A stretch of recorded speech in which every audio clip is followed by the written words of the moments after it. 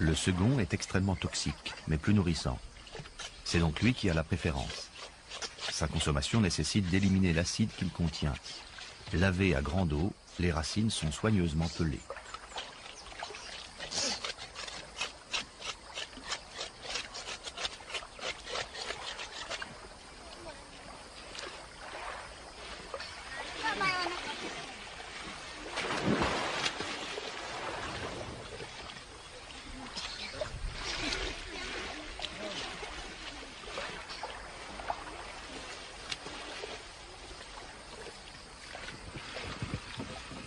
C'est essentiellement sur les femmes que repose l'économie du village. Le suc vénéneux. Mis à bouillir pour faire évaporer l'acide, le liquide recueilli deviendra une délicieuse soupe au tapioca. La pulpe, quant à elle, est façonnée en pain mis à sécher au soleil. Une fois secs, ils seront pilés et la farine ainsi obtenue servira à confectionner des galettes, l'élément de base de l'alimentation.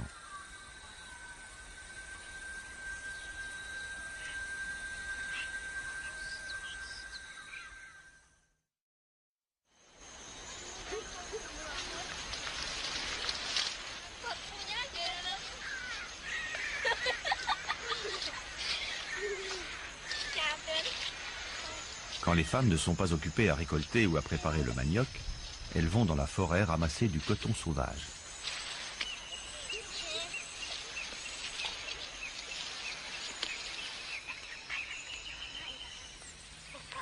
Filer le coton est un travail de longue haleine, qu'on exécute à des moments perdus.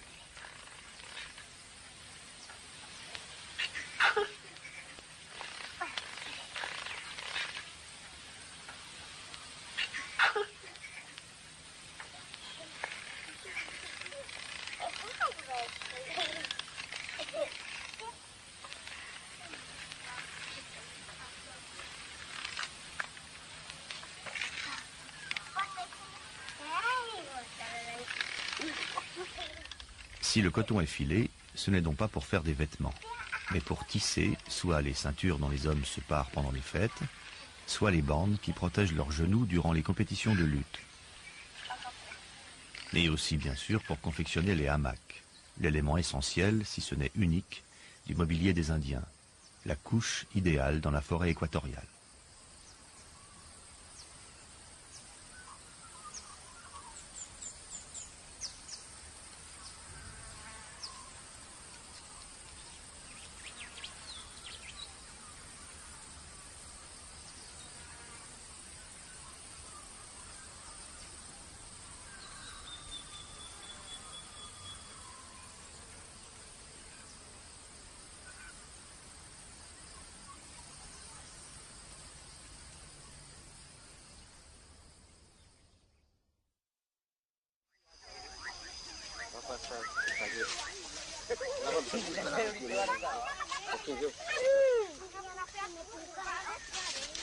Un homme qui peint le corps d'une femme. Voilà une scène bien insolite. C'est que pour le temps de la fête Yamurikuma, l'ordre des choses s'inverse. Les hommes se mettent au service des femmes qui vont se parer, danser et lutter comme eux le font d'ordinaire.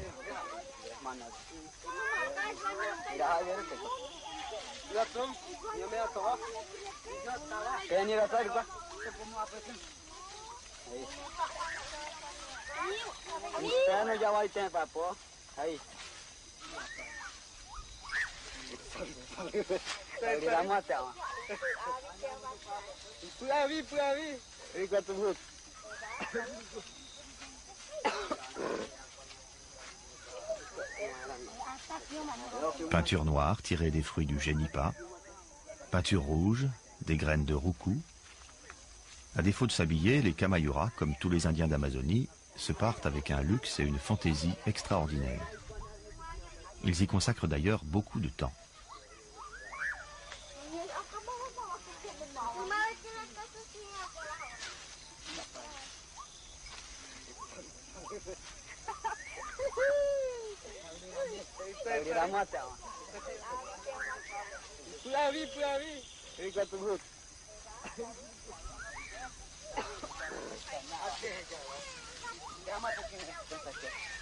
Papillons, serpents, armadillos, chauves-souris, poissons.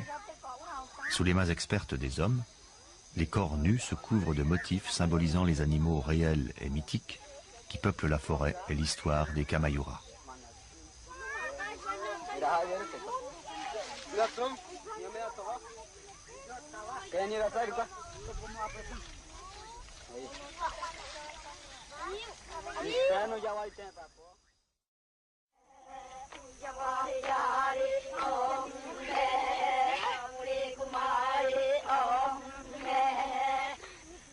Il y a très longtemps, les hommes étaient partis pêcher.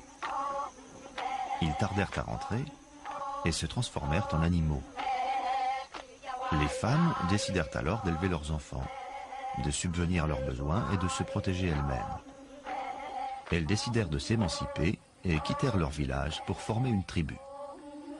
Tel est le mythe rappelé par ce chant et par la fête Yamurikuma. À cette occasion, 5 jeunes filles vont être initiées. Elles vivent recluses depuis 6 mois, depuis qu'elles ont atteint l'âge de la puberté. Leur peau a pâli et leurs cheveux ont poussé au point de couvrir leur visage.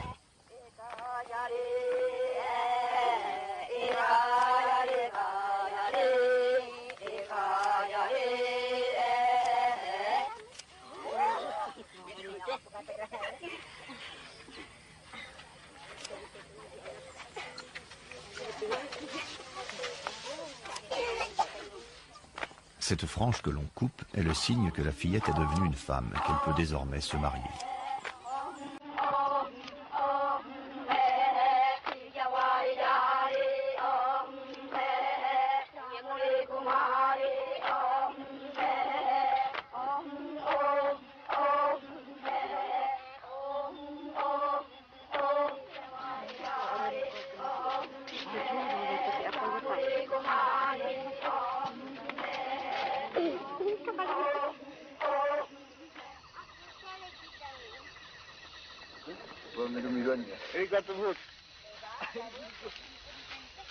Nourrir les femmes fait également partie des tâches dévolues aux hommes pendant la fête.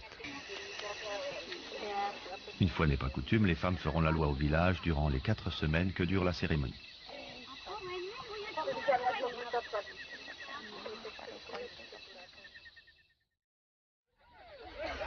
Et tout leur est permis, même d'attaquer les hommes.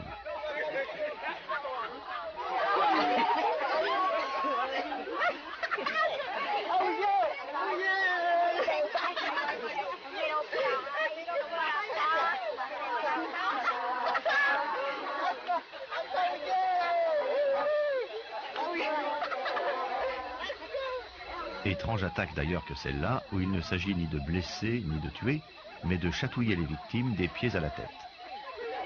N'importe quel homme peut en être la cible.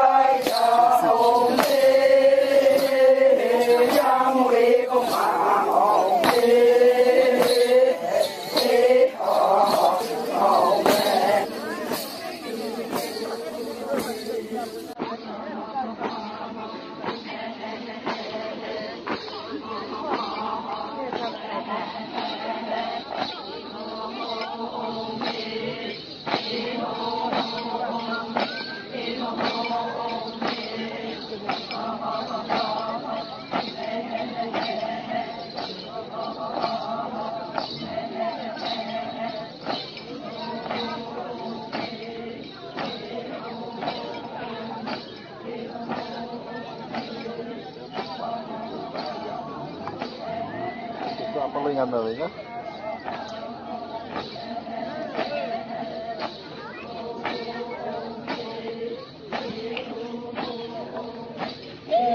Katiram, ini akan yang jadi licin. Lihat apa?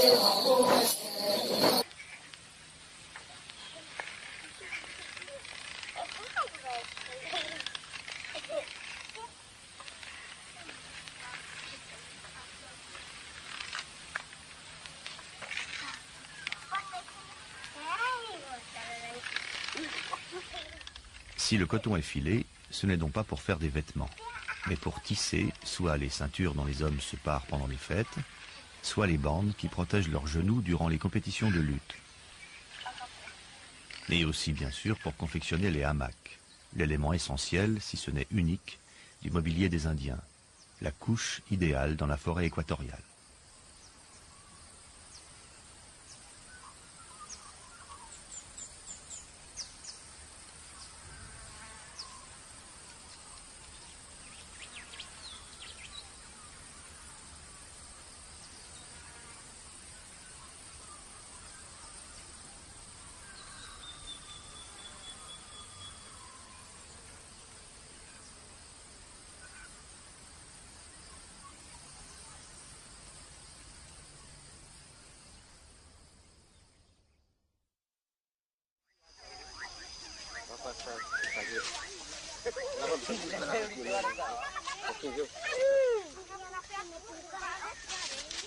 Un homme qui peint le corps d'une femme. Voilà une scène bien insolite. C'est que pour le temps de la fête Yamurikuma, l'ordre des choses s'inverse. Les hommes se mettent au service des femmes qui vont se parer, danser et lutter comme eux le font d'ordinaire.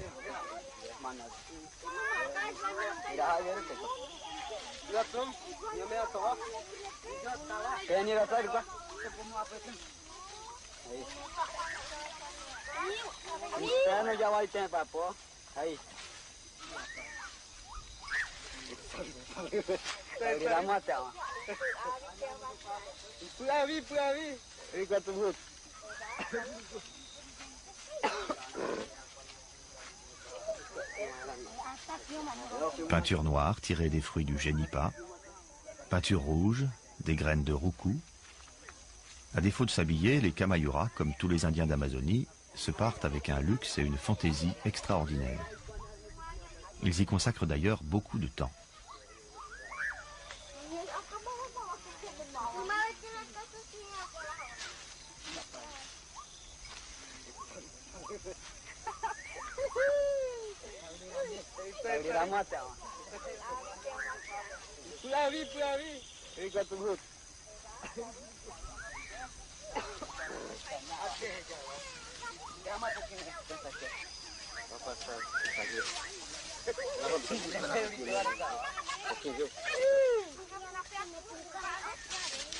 Un homme qui peint le corps d'une femme. Voilà une scène bien insolite. C'est que pour le temps de la fête Yamurikuma, l'ordre des choses s'inverse. Les hommes se mettent au service des femmes qui vont se parer, danser et lutter comme eux le font d'ordinaire.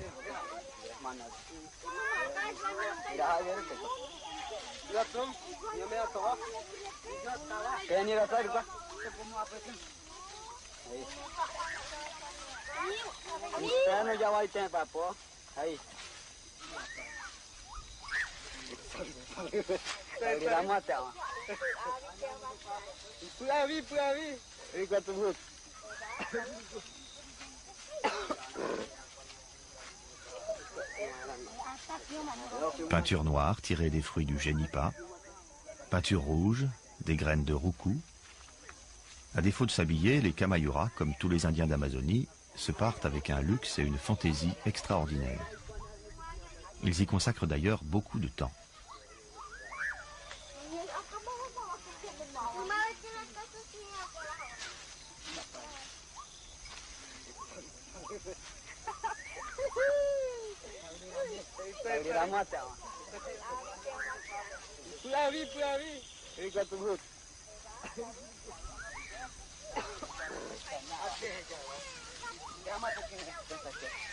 Papillons, serpents, armadillos, chauves-souris, poissons.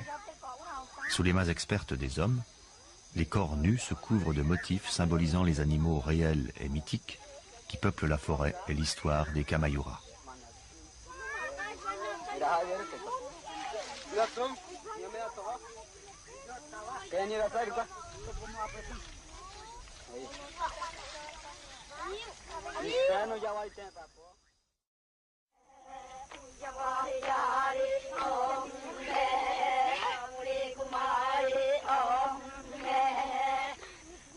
Il y a très longtemps, les hommes étaient partis pêcher.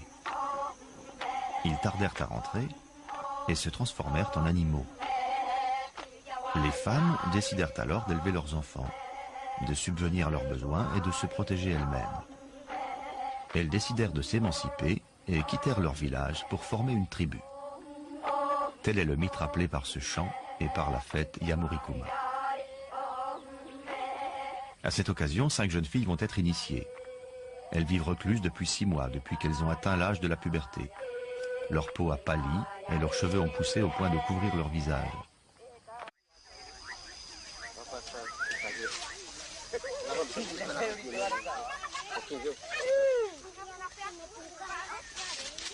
Un homme qui peint le corps d'une femme. Voilà une scène bien insolite. C'est que pour le temps de la fête Yamurikuma, l'ordre des choses s'inverse. Les hommes se mettent au service des femmes qui vont se parer, danser et lutter comme eux le font d'ordinaire.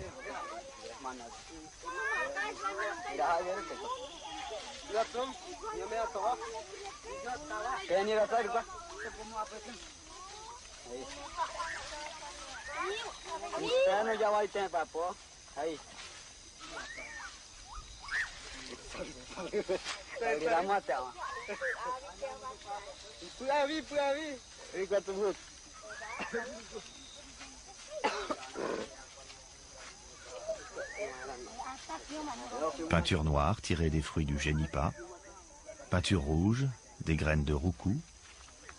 À défaut de s'habiller, les Kamayura, comme tous les Indiens d'Amazonie, se partent avec un luxe et une fantaisie extraordinaires. Ils y consacrent d'ailleurs beaucoup de temps.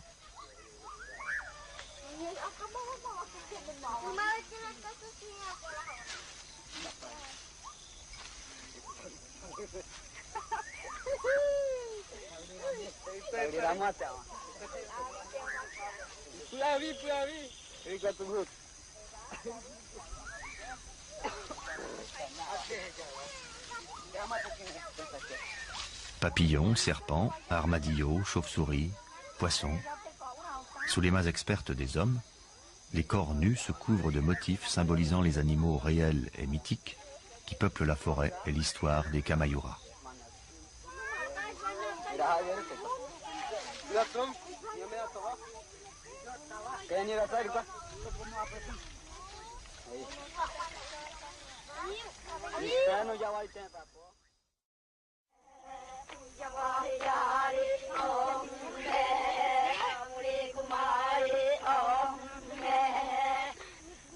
Il y a très longtemps, les hommes étaient partis pêcher. Ils tardèrent à rentrer et se transformèrent en animaux.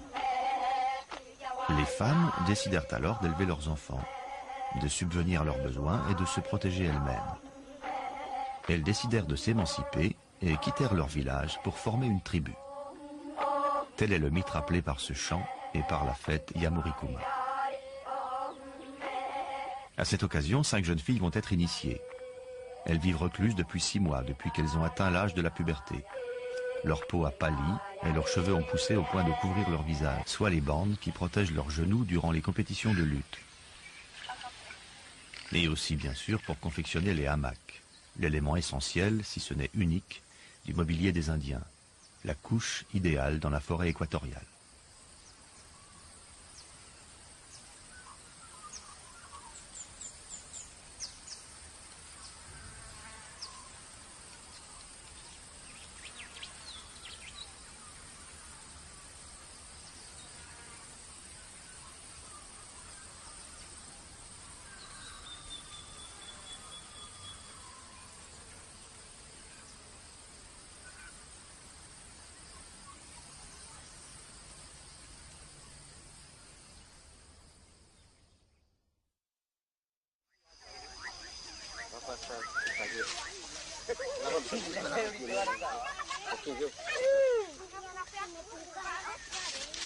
Un homme qui peint le corps d'une femme. Voilà une scène bien insolite. C'est que pour le temps de la fête Yamurikuma, l'ordre des choses s'inverse. Les hommes se mettent au service des femmes qui vont se parer, danser et lutter comme eux le font d'ordinaire.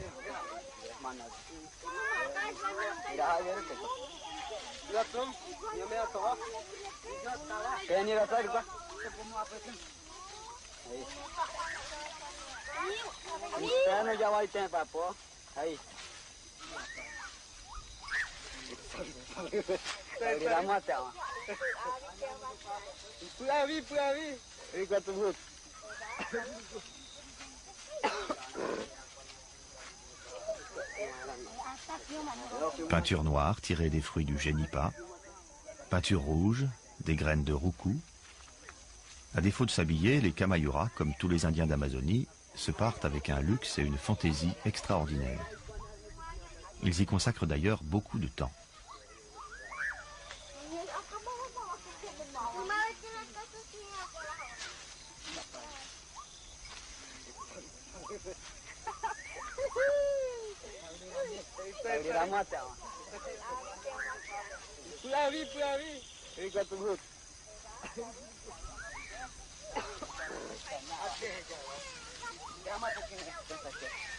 Papillons, serpents, armadillos, chauves-souris, poissons.